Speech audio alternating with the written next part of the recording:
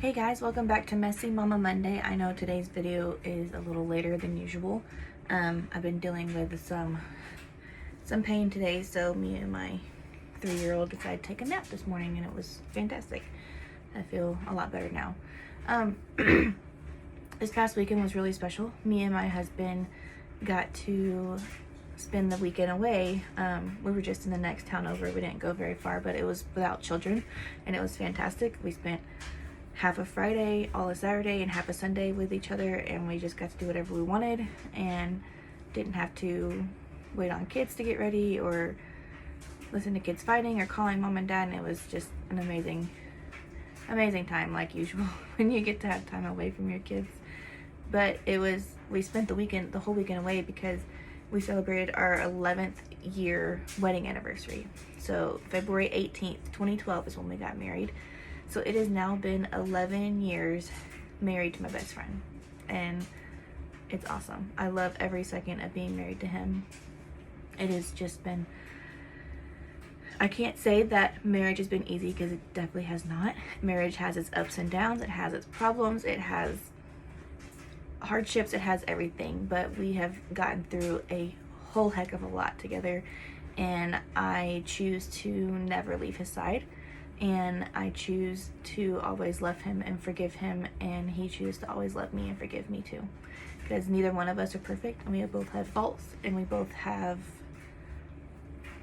shortcomings, and that's what we're there for. When one of us falls short, the other one picks them up and reminds them that they're enough and they're doing good, and that you're there for them and you're not going anywhere.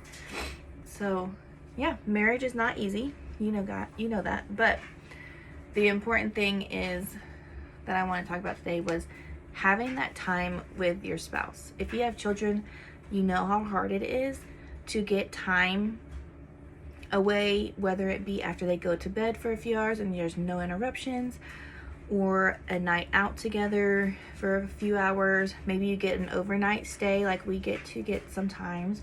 Maybe you get a whole weekend like we just had on our anniversary. It is very, very important to get those times with your husband, because that's how God designed it. God designed it to be when a man and woman get married, the man leaves his family and him and his wife become one, and they are the unit then. They are the ones that are together forever. They existed before kids, they will exist after the kids. So God designed it to make it where our marriage is our top priority over our children. Obviously, God is our very top priority, but in sense of just earthly things, our marriage is what God wants us to make our top priority. He specifically tells us that in the Bible, in many different books of the Bible and verses, about men clinging to their wives and women being their helpmates, and us becoming one. And then it also says that you are to raise up your children, for one day they will leave your home. And that's the key point. If we don't put our marriage first and we don't get that time where we can connect, I would say weekly, because we've done it weekly, we've done it daily, we've done it monthly, we've done it yearly. There's obstacles you have to overcome, and I will share with you a few things we did, and that might help you out. And it's not easy to get those times, but we have to find the time to cultivate our relationship with our spouse and put our children second. And I know that's hard. We have 4 kids, and 2 of them right now are in sports. Last year it was 2, like 1 in sports, 1 in dance, 1 was doing violin, and then the 2-year-old, so it was a lot crazier than this year. Next year I figure it'll be different, because we'll have all 4 of them in sports will be this time, because our oldest now wants to do cheerleading, so she'll be in middle school, she can try that. And then the second kid does baseball and kind of basketball. We're not really on the fence on that one. He did it this year. Not real sure if we like that though. Just he's so much better at baseball than basketball. So, and he really likes baseball. Our third child loves softball. This is her first year doing it. So we'll be doing that again, probably fall and spring for her, because she needs the activity. She needs to move. And then our youngest, he just loves everything. So I'm sure we'll be dipping our toes in every sport that he can play next year. So it'll just be really busy. And we've been in that busy season.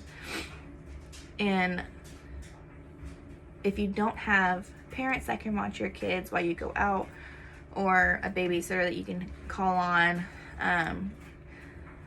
or friends that you can switch off with who watches whose kids.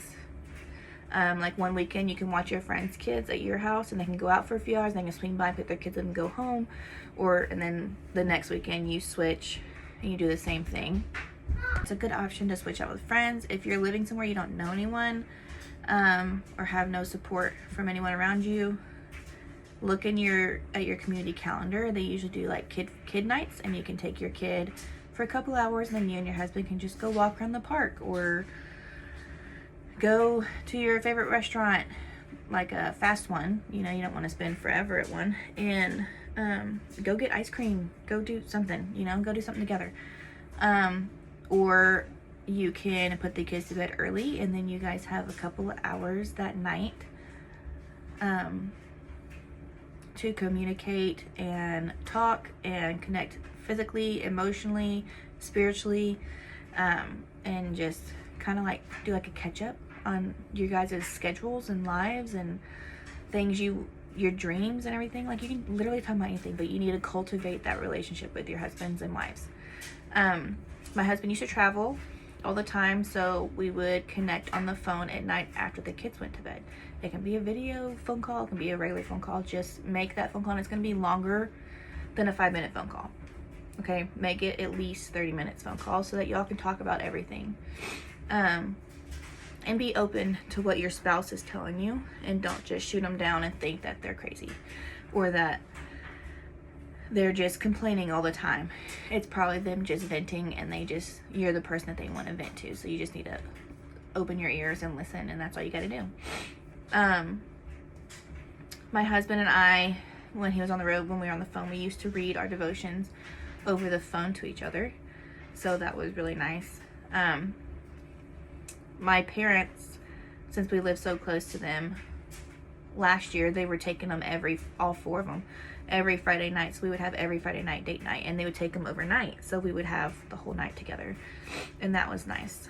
The last 6 months, this past weekend was the first time in 6 months we had gotten to go out together overnight, which was fantastic because of all the moving process and everything. It was just it's a whole thing. And we weren't able to do the overnights until this weekend, which was awesome. Like, whatever week and you are going to celebrate your anniversary, I highly recommend making it an entire weekend celebration if you can. I know it's not always possible. It was not always possible for us. We're not financially stable enough to do that. It's only been that way the last couple of anniversaries, and this is our 11th, so don't give up on it. It'll happen. But that's things that we do when we put the kids to bed early, and we have time for ourselves. We can watch a favorite show, we can talk, we can giggle, we can play games, we can do whatever we want. We go out and do overnight dates. We go, if it's possible. Again, if it's not, that's fine. Stick with the putting the kids to bed early and then doing your guys' time. I know you might be tired, but you will benefit from having that time together. If you can do like the friend switch, that's awesome, because then you and your friends you're helping your friend group also cultivate that relationship with their spouses. But that's how God designed it. He designed kids to be second, husband and wives be first. I know that's going to step on a lot of parents' toes. I'm a parent to 4 kids. But my kids do not come first before my husband. When my husband walks in that door, those kids kind of become leftovers. When he comes in from work, I make sure I spend a few minutes with him, and then we do things together with our kids, because I want to welcome him home. I don't want to just scream at him when he walks in the door. No, I welcome him home, make sure we have a kiss, a hug, or whatever. We started we do a shower together when he gets home, which is really awesome. Because one, I need a shower. I've been with kids all day. Two, he needs a shower. He's been at work all day.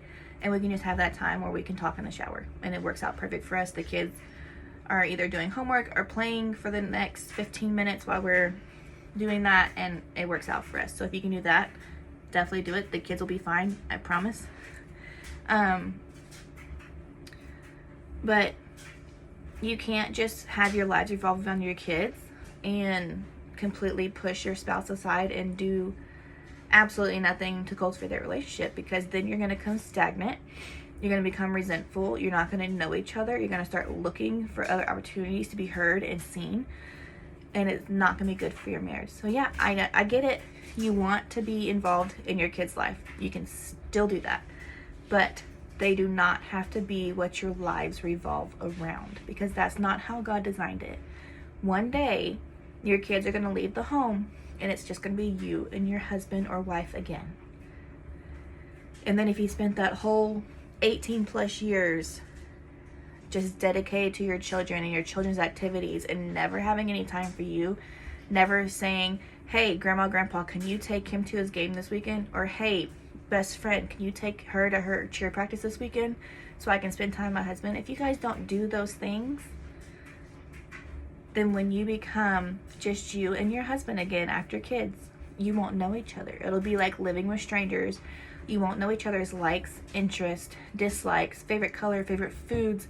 If they've been struggling mentally, physically, or spiritually, you won't know each other in any kind of way. And that's not how God designed it, because he designed us to be one. And we can only be one when we put God first, then our marriage, then our children. And you can still love your children the way God designed you to love your children, by saying no to your kids.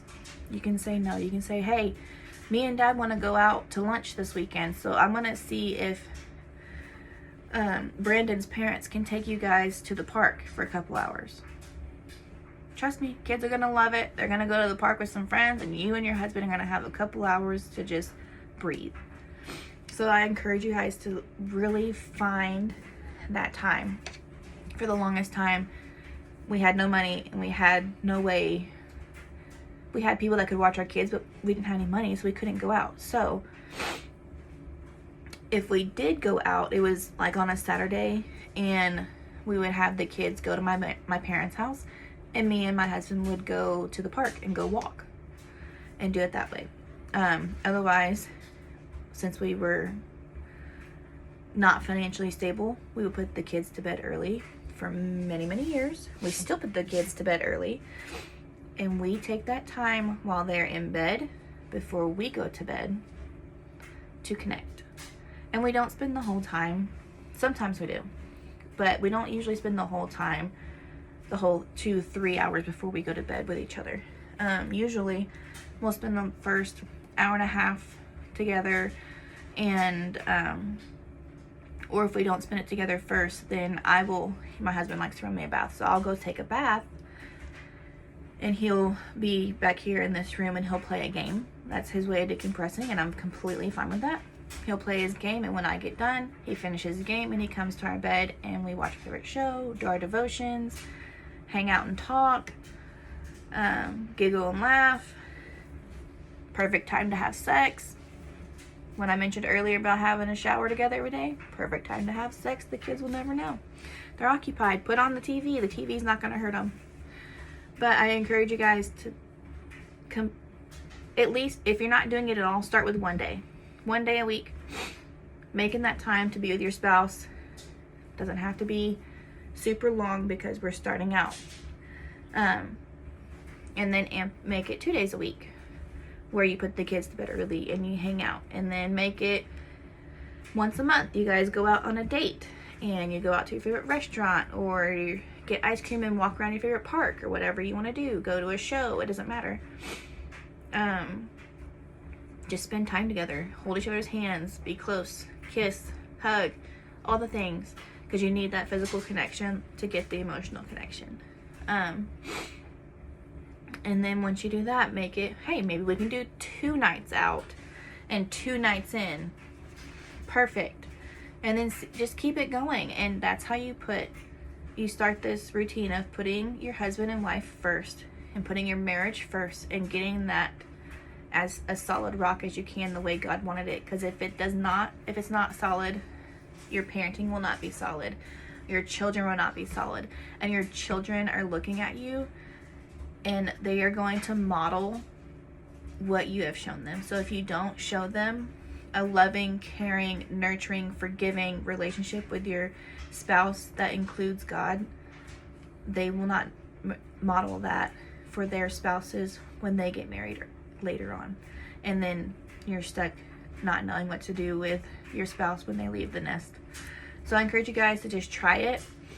Take it slow. And if you are doing that, keep doing it. Even when the times get hard, keep dating each other. Keep being intentional and knowing each other, and keep being intentional and growing with each other.